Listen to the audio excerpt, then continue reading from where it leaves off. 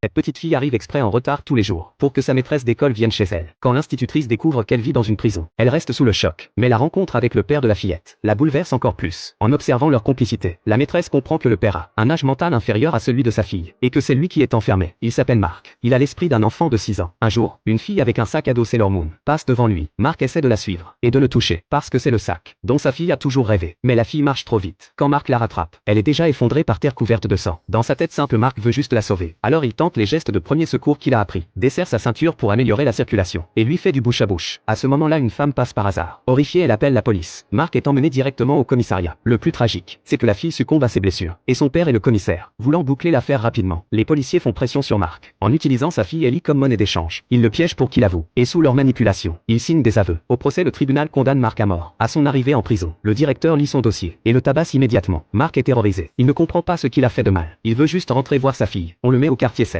Les autres détenus s'emparent de son dossier par curiosité. Mais quand ils découvrent les charges, ils sont furieux. Ils lui jettent un drap dessus et le frappent. Dès lors, Mark vit dans l'isolement total. À chaque fois qu'il sort, il reste assis dans son coin, à écrire le nom de sa fille encore et encore. Pendant qu'il écrit, il voit un détenu tendre une brosse à dents aiguisée à un autre, qui fonce droit sur le chef du quartier 7. Mark plonge et pousse le chef hors de portée. La lame lui entaille le dos. Il s'effondre de douleur. Mais le chef est un homme d'honneur, reconnaissant envers Mark de lui avoir sauvé la vie. Il promet de lui accorder un vœu. Et tout ce que Mark désire, c'est voir sa fille. Peu après, le chef arrange une célébration religieuse. Ellie est discrètement amenée avec la chorale. Pendant que les gardiens sont distraits, ils font entrer Ellie clandestinement dans la cellule 7 cachée dans un carton. Mark voit enfin sa petite fille. Il rampe vers elle en sanglotant et la serre dans ses bras. Il ne sait pas comment expliquer. Alors il la serre juste contre lui, en murmurant pardon encore et encore, tandis que tous deux pleurent de plus en plus fort. L'un des détenus panique, se lève et menace de tout révéler. Tout le monde se précipite pour l'arrêter, mais le bruit alerte un gardien. Ellie se cache près de la porte terrifiée. Au moment où John s'apprête à tout dire, Ellie lui prend la main et le supplie de se taire. La liberté est à sa portée, mais il y a aussi la supplication désespérée de cet enfant. Que va-t-il choisir?